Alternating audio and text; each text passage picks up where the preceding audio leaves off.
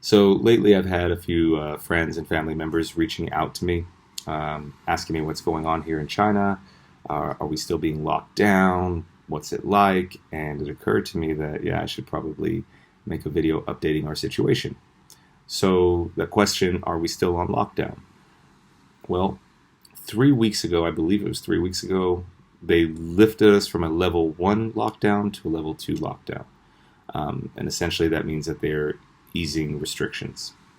So, for example, um, during the level 1 lockdown, we were not allowed to leave our housing complex, the grounds of our housing complex, um, except for, once every 2 days. Only one member of the household could leave to pick up supplies and groceries and such. So now we can come and go as we please. We can go as a family. So we've traded in our little red card that said that you could only leave once in every 2 days for a white entry card, which just states that we are residents of this housing complex. So what it means is there are still restrictions. They're not letting anyone who is not a resident enter the housing complex. So no outside visitors, right? We can't have friends or family over. So that's one way they're still making sure that there's procedures in place to, um, I guess, contain this virus or keep it from spreading or practice social distancing and such, right? Um, on top of that, what we're seeing is that the malls open back up, retail stores open back up, restaurants opened back up, and just a couple days ago, the bars opened back up. Um,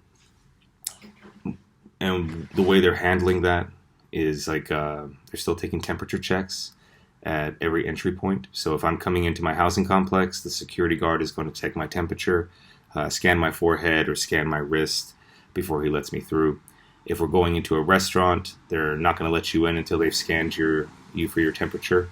They write it down, and they have a little station next to these entry points with hand sanitizer. So outside my housing complex, in the restaurants, in the malls, anywhere we're going into, there's a station with a security guard. He's scanning foreheads for temperatures, and then there's like a little table there with hand sanitizer for people to use as they go in. So that's kind of what it looks like. On top of that, they're only having single entry points, and what I mean by that is, say the mall or the malls out here, which are really huge, would have many different places that you can actually enter or exit into the mall. And what they've done is they've locked all those doors except for one. So there's only one place that you can enter the mall. So they're making sure that you're entering to that same spot so that the security guard can check you before you're allowed to go in. And then they have, oh, that was cool. See that? And then they have one single exit that people use. So one entry and one exit door for people to use. And everything else is closed down. So that's in my housing complex, that's malls, that's restaurants. There's only one place that you can enter into these buildings. So that's kind of what it looks like right now. As far as the restaurants, they're doing something like limited capacity, where they're staggering, they're using like staggered seating, right? So they're not putting tables next to each other. You're either putting groups at one table, and then they have 2 or 3 empty tables, and then another table that someone can sit at. So that's one of the ways they're still kind of practicing this physical distancing between people. We're seeing more traffic on the streets. We're seeing a lot of people out again. The spring is here. The weather's nice. But you'll notice that everyone is wearing masks. So everyone is still wearing masks everywhere you go in public, which seems to be a pretty good deterrent for this thing. Because not saying that every mask is going to protect you from getting it, but it's definitely protecting people from spreading it if they have it, right? We're not getting the droplets, right? We're not getting droplets into the air because the masks are protecting them. Cinemas are still closed, and schools are still closed. And gyms, unfortunately, are still closed. So there's online courses right now for the schools, and people just aren't going to the movies. We're just watching movies at home, if that's your deal. And we're working out at home. So then that's what we look like right now. That's an update of our lockdown. Some people asked me about like the numbers. What's it like? Are they real? What's the death rate? Um, I get the same news as everybody else, right? So I just read the news, and that's what I see. So what it looks like is, yeah, right now China is showing no new cases, um, except for cases that are traveling into China, right? So any of the new cases, or most of the new cases we're seeing, I guess, are going to be from travelers coming from other countries. And so what they've done is they're starting to, or they have been, uh, quarantining anyone who's entering the country from a um, foreign land, right? So I had a couple friends who like went off to Thailand, or went home for the Spring Festival, and then now they're coming back, and they've been forced to quarantine for 14 days in a hotel, which seems really tough, to be honest. So they're getting fed by, they're being brought food, from the government. They're staying in this hotel. They're not allowed to leave. Sounds really boring, so I feel for them, but 14 days and then they're done, for the most part. Um, I'm seeing in other cities, some of them are letting them quarantine at home, but it seems like a lot of them are pushing them now into hotels. And then it was free at first, but now it seems like, I guess, to maybe stop people from coming in, because I guess there's been a problem. At least they're talking like a lot of people have been trying to come from other countries into China, because they know that if they get into China, they can get tested for free and the treatment is free. So they've kind of changed that policy. Now they're forcing people to pay for the quarantine on their own. And I think if you're not a Chinese national, then they're going to start charging for the treatment. At least that's what I've heard. Um, as far as like, are there really no new cases? Like I said, I read the same news as everybody else. That's what they're saying. I don't see anything in my life to indicate that that's not true, right? I'm not hearing whispers from people about someone who's gotten sick. I have, family members who are in Wuhan, my father-in-law, and my sister-in-law. We're not hearing anything from them saying that, oh no, it's actually really bad out here. So I don't have any evidence to make me doubt that things haven't gotten a lot better. It seems like they've gotten a lot better, right? Again, the city's opening up here. We never really had that many cases to begin with, but you can kind of just feel it in the air that everything is looking better and feeling better, but everyone's still very cautious, right? Again, wearing masks everywhere we go. So that's what it looks like, right now from my perspective. A few other things that people have asked me that I thought I'd touch on now that like the U.S. is locking down. And I've got obviously a lot of friends and family out there. They wanted to know like what did we buy, from the grocery stores to kind of handle going through the lockdown. And for us, we didn't have any problems ever getting food. So I just want to make that clear to everyone. It wasn't like we were having to prepare for being locked down in our home for like a month and not being able to leave, right? We were allowed to go out every couple of days to get groceries, and there was never a shortage of food, so we didn't go hungry. So we were just buying about a week's worth of supply of groceries, every time we went out. And really, we only had to buy maybe 2 or 3 days worth because we could go out every 2 days. But we did like to just really limit the amount of time we would have to spend outside if we didn't have to. So we would just really go shopping about once a week and get the groceries for that week.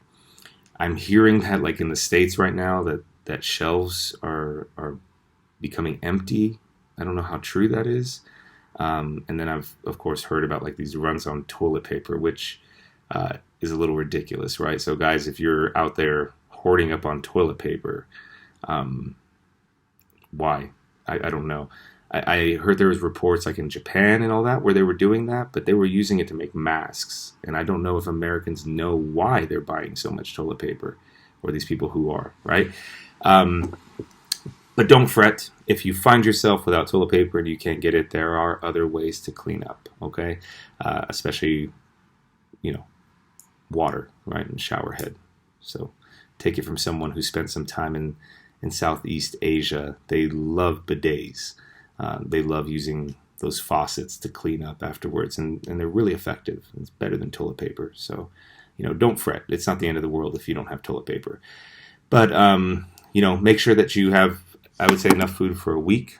And I don't know if that's the good advice to give, because I don't know what it's like in America right now. Like, if people are panic buying and hoarding a lot of food, and then you're buying a week's worth of food, and then you come back and it's not there, that would be scary. But I don't think the response should be to hoard and buy a lot of food, right? This is a time that people need to be working together and thinking of others.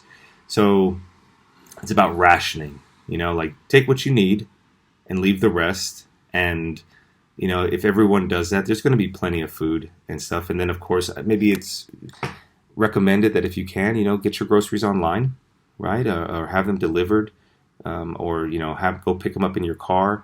Anything to kind of limit your exposure to being out. That's the best thing that I think people can do during these lockdowns, right? Is you really are trying to keep physical distance and limit crowds and going into crowds, and that's the best thing anybody can do. So, from my perspective, just to let you know the way we got through it, or have been getting through it, we've kind of embraced it, right? And a lot of people throughout China have embraced it. Just so you know, there wasn't any complaining from what I heard when this whole thing happened. There weren't people out there complaining that the government was shutting everything down. They weren't complaining about how their businesses were going to suffer. It sucks, right? It sucks for everybody, but everyone just kind of understood what was happening, and we all got through it. And one of the things that people did, which I thought was great, was they kind of embraced it, right? So they started discovering the joy of cooking. That was a big thing that was trending out here for a while, right? The joy of cooking, because they weren't eating out anymore. And people really got into that and enjoyed cooking at home for their loved ones. So, take some solace in that there's things that you can discover while you're here, while you're in lockdown about yourself, or learn a new language, right? This is a time that you can be practicing up on Spanish or maybe Chinese or French, right? My wife tutored me this past month, right? When we were on lockdown, I started getting tutoring lessons in Chinese. Still awful at it, but, it was fun, and I'm learning a little bit more every day. You could practice those New Year's resolutions. Maybe you're learning a new musical instrument. Now you got time to do that, or catch up on some reading. So being locked down isn't all that bad, is my point, right? There's a lot of things that you can do to kind of better yourself, stay fit, and exercise at home. It's not the end of the world. That's just my take on it, my perspective on how things are going. I don't think it's helpful to anybody to deny what's going on or really complain about what governments are doing to quell this. I think they're doing what they think is best, and as citizens, all we can do is try to help each other by staying home, right? Staying home and not going out and canceling parties. And one thing to keep in mind is, here in China, this all happened during the Spring Festival. And, as I mentioned before, Spring Festival, Chinese New Year, is like taking Thanksgiving and Christmas and combining them, the biggest holiday in China. And it got canceled, right? I mean, the country locked down, and people did not get to visit their family members. Weddings were canceled. Birthday parties were canceled, because typically that's when people will schedule their weddings during that time, because they know that all the relatives are going to be home. Everyone's visiting each other, so it's really the best time to do that. So a lot of weddings, a lot of birthdays, a lot of family reunions and events were canceled. So it was a huge sacrifice, but you didn't hear people here really complaining about it. They understood it was a sacrifice, and they understood what they were doing was for the greater good. So I think that's the best mentality to have, is that understand that, hey, you're making a sacrifice, but it's for the greater good, right? And embrace it and do the best that you can with it. I know it hasn't been all that bad for us. We kind of enjoyed being home as a family and spending time with the kids, and getting the opportunity to have a lot of quality family time together that we didn't really have before. So anyways, that's an update here from China in Wuhu. Things are looking up. I hope things start looking up for the rest of the world very soon. And keep your head up, guys. God bless you.